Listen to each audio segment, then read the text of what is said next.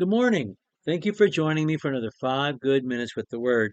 I'm Barry Bryson. We're coming to the end of our study of the book of Hosea. We're going to be heading to Amos next as part of our study of the writing prophets who prophesied to the northern kingdom. And we are reading the last words of judgment in the prophet today. And they're awful, and they've been awful. God has on multiple occasions reminded us of, of, of Gibeah, reminded us of the Levite's concubine, the gang rape, the dismemberment, the subsequent genocide, and then after that, the mass capture and trafficking of young women to preserve the tribe of Benjamin. That awful episode that went from bad to worse that ended the book of Judges. And he's compared what's about to happen to them to that event, to the worst that we could imagine.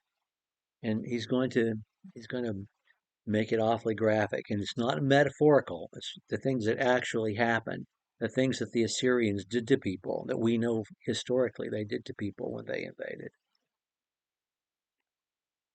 Hosea chapter 13, verse 12, and we'll read through verse 16. The iniquity of Ephraim is bound up, his sin is stored up. The pains of childbirth come upon him. He is not a wise son.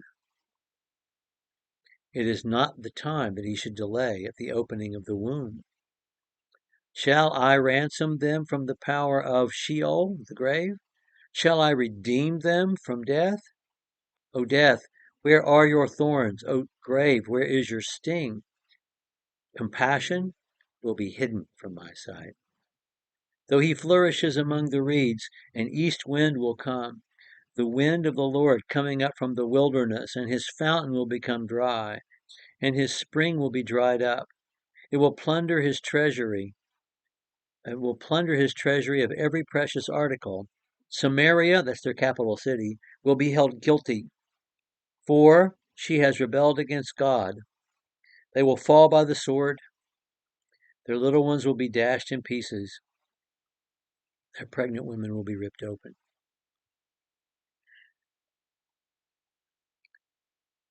Like the end of the book of Judges, this is unbearably awful. This is just unbearably awful. He's talked about wind earlier in the chapter. He's talked about wind in chapter 12, excuse me, you know, being surrounded by lies. It's like the sound of the blowing wind. They fed on wind. They multiply violence.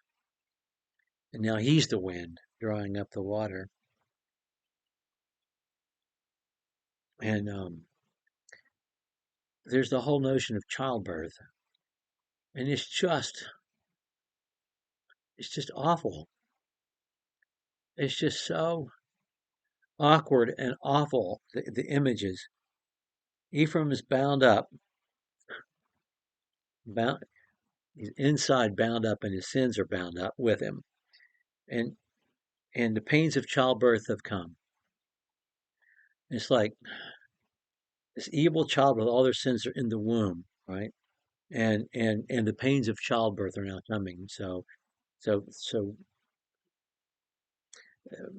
the consequences are being brought to bear, and you can't stand, you can't hold back at the opening of the womb. Um, and then there's God saying, "Shall I ransom them? Shall I redeem them? Shall I make payment for their sin right now, so that they don't have to suffer this?" No, compassion will be hidden from my sight. It's just so awful. It's just so awful, and it should scare us to death. Scare us of death. Scare us of spiritual death, because most people will hear God say on Judgment Day, "Depart from me, I never knew you." God saying, am I going to say, no, no, compassion is hidden from my sight. And death, where are your thorns? The great, where is your sting? Does not the Apostle Paul refer to this, quote verbatim some of the words of this in 1 Corinthians chapter 15 when he's talking about our salvation, but this is talking about punishment that is not going to be denied, that is immutable. And then God is the wind, drying up the springs. You're going to be plundered all the way. Everything precious to you is going to be ripped up and destroyed. Your riches, your children, the whole dashed against the rocks. You're going to read this several times in the prophetic literature and even in the Psalms. Psalm 137, for instance. It's a quick way to kill a lot of kids. They would grab them by the ankles and smash their heads against the wall. That's what they did. That's what the Assyrians are about to do. It's what the Babylonians did too. That's what Psalm 137 describes. What the Assyrians are about to do, and they're going to rip open the stomachs of the pregnant women and let them die that way. And the children inside them die that way. This is not metaphorical. This is what the Assyrians did to Israel when they invaded.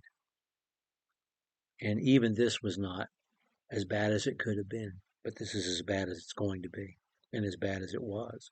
We know this historically. That's the last word of judgment that we have in the book of Hosea. In chapter 14, we get a promise that personal repentance will be rewarded, and the looking forward to a day when grace is going to be offered. And that's how we're going to end the prophecy. So we're going to look at chapter 14 next time. Thank you for another 5 good minutes with the Word.